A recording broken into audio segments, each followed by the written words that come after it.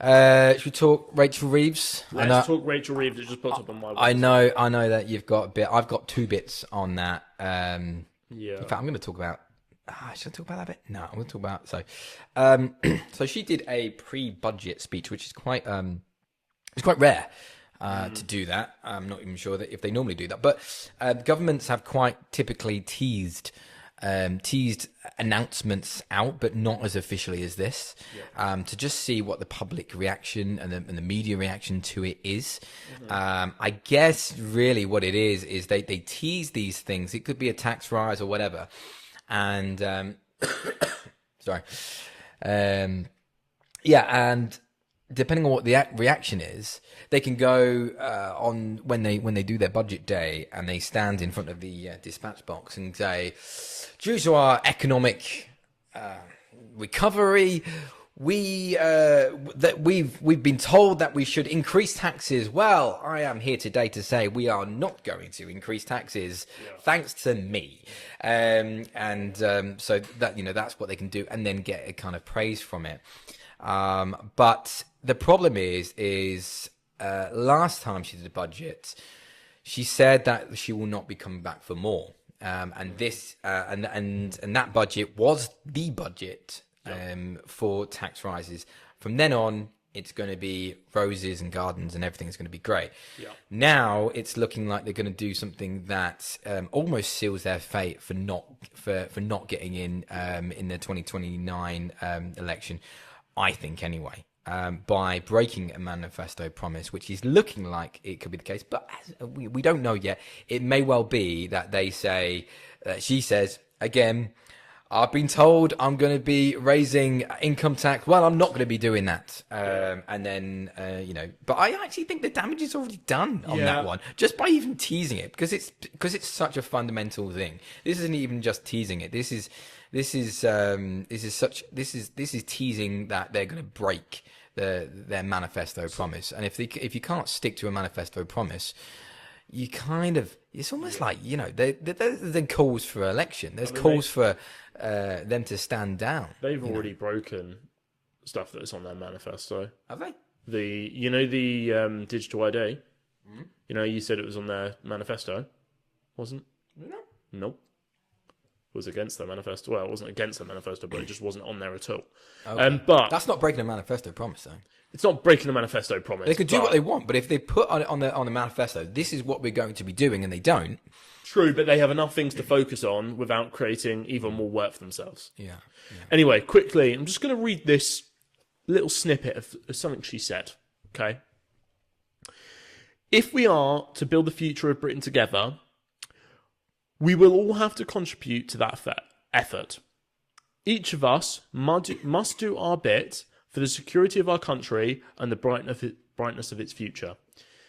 Now, to the viewers watching this, to people listening, have the people not done enough? Have the people not been paying massive amount in taxes? It's fine for her to say, oh yeah, we all got to do our bit. But people have been doing their bit since COVID. Jobs have been lost. The economy is AWOL currently. I think Labour the party of the people are so far against the people currently. It's pretty staggering. I really love the analogy, and it's always been used, is running the country is like you'd run your household bills or whatever. Now I know it's not the same, but I think this is a really good one. So, let's say, I don't know, let's say one of the, I'm not going to be sexist here, but let's say one of the couple, right? They keep spending, right? They're spending crazy amount of money. They're buying handbags, they're buying stuff, they're buying whatever, they're drawing up plans for extensions and stuff, and they're like, we need to make more money because we don't have enough money to buy all these things that I'm buying. We're getting into debt. We've just taken out loads of money on credit card deal and loans and stuff because we can't afford this on our wages. We need to earn more money. We need to get some more money in. Okay, we could do that, yeah. Or why don't you just stop buying so much and live within your means, right? Yeah. So, and I think that's what's happening here. We are not. We are. We are. We are. We're spending too much money. We're spending way too much money. You know, the answer for Labour is constantly just tax more, tax more, tax more, or just stop bloody spending. You know, why does no one say that enough? You know, just stop spending, and then you don't need to tax. Just stop being stupid. You know, you listen to every common man up and down the country, or woman, and they will point to you. They will all have their own examples of government waste. Yeah. And I understand that you're always going to get a bit of waste, but I bet if you speak to people, they will come up with a lot of waste. You know, they'll say, "Yeah, well, I was, I waited in A&E for 5 hours, 6 hours, 7 hours, 8 hours." And I was looking around and looking at all those people that that are just waiting around there. I was in a traffic jam, not because there was a crash, because there was roadworks. And when I got closer to roadworks, guess what? There was no one working on it. You know, these are all things that are very, very common. You know, the infrastructure is not there. There's loads of payments going overseas and if you look into it, you might go, oh well, that's good, right? But they're just going on aid, and you know, we believe in that. Okay, well, if you've actually delved into the detail of where half this money goes, it's all wasted, or a lot of it is wasted. There was waste everywhere you look. I mean, me as a property developer, I see waste constantly, and we talk about the planning, and they, Labour want to build loads of houses and stuff like that, but you know, I see waste so everywhere. You know, in the planning system, just constant waste, just bureaucracy and bullshit. It's just so much waste. Stop wasting money, and then you might not be able to need to charge so much on tax. And you know what, as well, if you I can't remember what the exact stat is, but you're welcome to Google it or whatever. But the majority of our tax revenue comes from a very small percentage of people paying the top amount of tax. It's something like 80% of our tax is paid by like 5% of people, something like that. It's crazy. And you know what's happening, right? In this globalized world, where we've got places like Dubai that are willing everyone, especially if you've got money, to go there and to move there. And something like the UK has the most amount of millionaires leaving the country, right? 15,000 less than Labour won. Yeah, crazy, right? And you get people on the left that go, good riddance. Oh, okay, fair enough. All right, if that's your stance, good riddance, because you don't like because you're jealous of people that have more money than you. Okay, fine, I get that. But then they're forgetting that they actually pay. They pay for all the services that you see around you, all the failing services around you, and so Labour in this downward spiral of having to borrow more, and now they find themselves at this position where they're stuck, right? And she feels that she's going to have to get any sort of credibility with markets, because what they really don't want is the market to not believe in them. The market, let this be heard, the market does not believe in them. The reaction, but it could from be them, but it could be worse, and that's what she's worried about. It could be worse, but we're not in the budget yet. That was a pre-budget speech, and the market reacted horrifically to it. Yeah, well, you said about the pound, didn't you? Yeah, the pound dropped to its lowest since April 2025, and we're not talking about just it's gradually gone down. It dropped down. That's not good, Stein. Yeah. And it's a sign to investors. Sometimes you need to look at an economy. Some of the best ways to look at an economy is for an index, right? If you know the stock market, you know that we have the FTSE 100, we have the FTSE 250, and that's an index fund. It's it's a combination of a small part of lots of different companies, right? With the largest companies in the UK. The S&P 500 is an American version. They've got quite a few. But it's really interesting to look at the FTSE 100 when you're looking at, when you're talking about politics, when you're talking about the future of a country, because it will show you, right? The UK has been stagnating for a long time. We trail returns of America. We trail the returns of other indexes in different countries. You know, the FTSE 100. I don't know about you, but when I had a lot of holdings, investments, it wasn't one of mine because I didn't want it to be one of mine because I can get high return elsewhere. I need to look. Banks, I think a lot of people don't understand the significance of the stock market to a country. They don't understand how foreign exchange works, and ultimately it is so important, especially in our economy, where we're mostly a service-based economy. Yeah. Also, we've borrowed far too much. If there's a change in borrowing costs, it massively scuppers. But that's what happened with Liz Truss. Exactly, and this is something that's really interesting that people don't really understand because, they sit there and they complain about the NHS, long waiting times, and it does, and it's not good. But you need to understand why that's all happened, or one of the reasons, and it's a complex reason, but one of the reasons is that during COVID, the government paid for people not to work, right? You probably had a good summer. You owned a business at that point. I was just about to go to uni. I was getting paid to sit on my ass, same as my mum and my dad, and it was a great summer. Don't get me wrong, right? But when we were doing that, we were borrowing billions and potentially trillions. I'm not sure how much we actually borrowed, but I know it's a fuck ton. Loads of money. And interest rates at the time were low. Well, we printed money, didn't we? We did that as well. We borrowed a lot because you can only print so much. Well, they printed money, which is probably one of the reasons why we're getting such huge inflation now. Yeah. But and they've done all of this, right, to try and stabilise the economy. Which, listen, it's hard of us to turn around and say, shouldn't have done that, because we didn't know. We haven't had that situation before in a global economy, right? And interest rates, bank rates, started to rise. Now, when the rates start to rise, your things get squeezed. You might have heard your parents complain about the mortgage costs, the interest rates going up. And it's exactly the same for a country when they're borrowing money. And that is parents. You say your parents, as if people are listening don't have a mortgage of their own. That's true. Yeah, that's true. I forget that I'm young.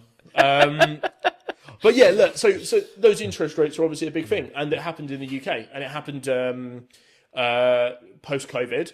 And that's one of the reasons our service is suffering so bad, because we're getting squeezed. There is a list of other reasons. Don't get me wrong. We could sit here and talk about all the reasons all day. So apparently, the UK government spending on COVID measures is estimated between 310 billion and 410 billion. During April 2020 to July 2021, the Bank of England's purchases of government debt via quantitative easing, so printing money, matched approximately 412 billion. So they basically printed all the money. So all that money eventually... What was the quantitative easing measures? How much? 412 billion. And how much? So that's how much they printed.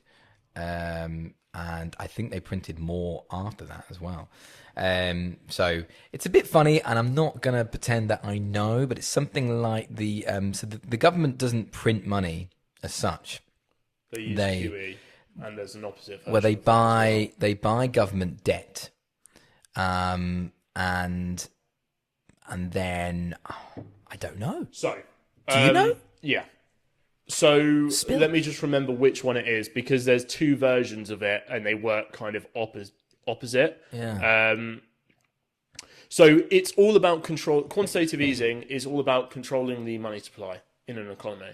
Okay. So when a country does quantitative easing, essentially what they're doing, and let me just quote this just to make sure I don't get this part wrong. Yeah, so what they do is they will buy up financial assets, bonds from the market, to inject the economy with cash. Okay, because they don't just print money. You know, that's how they'll do it. They'll do it that way, essentially. There's also another version, which I believe is called QA, and that's the opposite of it. It's when they'll restrict money supply by selling bonds. So, yeah, QE increases money supply. Money supply, Well, I know- in turn, is supposed to give a massive boost to the economy. Well, no, you get the Bank of England interest rate, which is currently, what, 4%? I think it's 4%. Yeah, maybe. I think so it might banks- be 3.75, but something like that. Is it? Let's have a look. I should know this. Yeah, so But banks are able to borrow money off the Bank of England at that rate. And then what happens is it's not like the Bank of England has a vault where all this money is kept or whatever, or has a massive bank account with all that money in. That money is then just invented from thin air. So Bank of England can just make the money, and then they lend it to whatever bank, and then the bank lends it to us. And so if they lower their interest rate, they are increasing the amount of money. And essentially that's printing the money, because they are putting that into the economy. And when they're doing the opposite, so when it's a high interest rate, not as many people are going to want to borrow the money because it's a higher interest rate, and so eventually, they start paying off debt, which then goes back to the Bank of England, and that then is then zero. They just delete the money. Bank of England, will receive, I don't know, £100,000. So let's say Mrs. Miggins has got a £100,000 mortgage. She then, it goes up to 10%, let's say, and she goes, well, I'm not paying that. I'm gonna sell up and travel the world instead. So she sells up, pays the bank back the 100,000. Then the bank then gives that money back to the Bank of England. And the Bank of England just goes, thanks for the 100,000. It's now gone. It's now Z. It's deleted. And so that's the retraction, isn't it? So that's when they say that when they're trying to control the inflation rate, they can do that by the interest rate that the Bank of England is. It's one of the tools. There's a few different tools they use. It took me some time to get my head around that one. But when I studied economics, the best way to describe all of those changes in a circle. You draw a circle. Well, you studied economics, right? I did, yeah. Oh, smart man. Smart man. See, I had to learn the hard way. Yeah. Yeah, by not doing any of that and just trying to learn and trying to Google and end up with probably the wrong thing. Plus, I forget half everything. Do you know what Look, I'm not going into a conversation about if university is worth it, because personally, the bottom line, I don't think it is much anymore. But it depends what you're going to uni for. Yeah, I mean, I really enjoyed my degree. I found it so interesting. It teaches you a hell of a lot about life. Fair enough. About life? About life. No, not about life. About the course, not about life. Yeah. So I studied economics at Bournemouth, which isn't a high-level uni, and they focused less on the ultra specifics. Okay. So if you go to somewhere like Oxford, you go to Cambridge or a Russell Group uni, they'll study the ultra specifics, the maths, the formulas. At Bournemouth, it was a BSc course, but they didn't study that as much. It was more macro based. I have a story relating to this. Do you? So just released mortgages and AI to be added to the curriculum in English schools. Now mortgages. No, actually, I agree with both. Yeah. So, and this is something that I always thought when I was at school. I'm there going, why am I learning all this stuff when you've got a bloody calculator in your pocket now? Yeah. I don't need to know how to do all this. I could be using this time to be learning something like mortgages. If you don't know how basic kind of economics works, or mortgages, funding. Like, you can't run a business, and you can't even be in a business if you don't really understand the basics of borrowing. A business grows or it doesn't based on how much it can borrow. And so understanding your credit file, understanding mortgages, understanding interest rates is so important to just know how that all works. I like to think I learnt it from an early age from like various different tycoon gaming, which is a crazy way to learn this sort of stuff. So I'm all for it. If they are teaching that in schools,